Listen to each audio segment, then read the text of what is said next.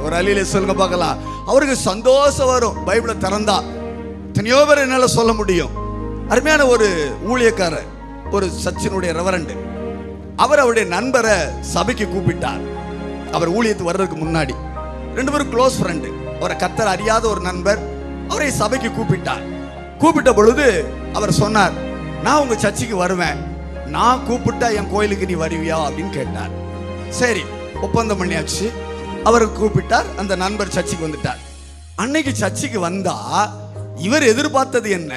உன்னை வாளாக்காமல் தலையாக்குவார், உன்னை ஆசீர்வதிப்பார் அப்படின்னு பிரசங்கம் பண்ணுவான்னு எதிர்பார்த்தா, அங்க சப்ஜெக்ட் என்ன தெரியுமா? மத்தேயு 1ஆம் அதிகாரம் பிறப்பை குறித்து அங்கே ஊழியக்கார் பிரசங்கிக்கிறார். கூட்டிட்டு வந்தவருக்கு போதும் போதும் ஆகி போச்சு. ஐயையோ, என்ன நடக்க போதோ தெரியலையேன்னு சொல்லி அவருக்குள்ள ஒரு கலக்கம்.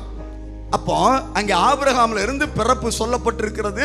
இயேசு வரைக்கும் எல்லா காரியத்தையும் அவர் பேசி கொண்டிருக்கிறார். அங்கே பிரசங்கித்த ஊழியக்காரர் கூட்டி கொண்டு வந்த நண்பர், நல்லா கவனிக்கணும், வைராக்கியமான ஒரு புறஜாதி இடத்துல உள்ளவர் வந்து கேட்டுட்டு வெளியில போய் கூட்டிட்டு வந்த நண்பரை கையை பிடிச்சி சொன்னாரா, இப்படி ஒரு சரித்திரம், இப்படி ஒரு பேர் பட்டியல் உள்ள தெய்வத்தை நான் இதுவரைக்கும் கேட்டதே இல்லை.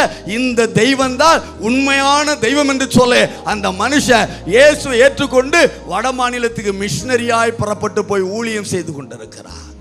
ஒரு அலில வராத அன்பு தேவஜன், ஒரு வார்த்தை கூட வீணாய் போகாது. எல்லாம் நேர்த்தியா எழுதி தந்திருக்கிறார்.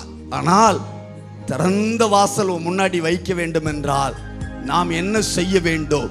வசனத்தை கை கொண்டு நடக்க